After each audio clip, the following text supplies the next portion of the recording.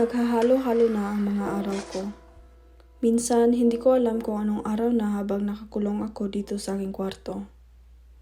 Parang paulit-ulit na lang araw-araw. Wala naman akong tunay na hinahangad o pangarap. Isang 22 taong babae lang naman ako na nagsisikap na mabuhay ng madamdamin.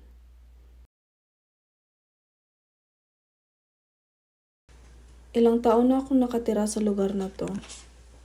Sanay na akong laging lumilipat at sinusubukang hanapin ang aking sarili. Nasubukan ko na ring hanapin ang sarili ko sa ibang tao. Nakakapagod laging mag-isa.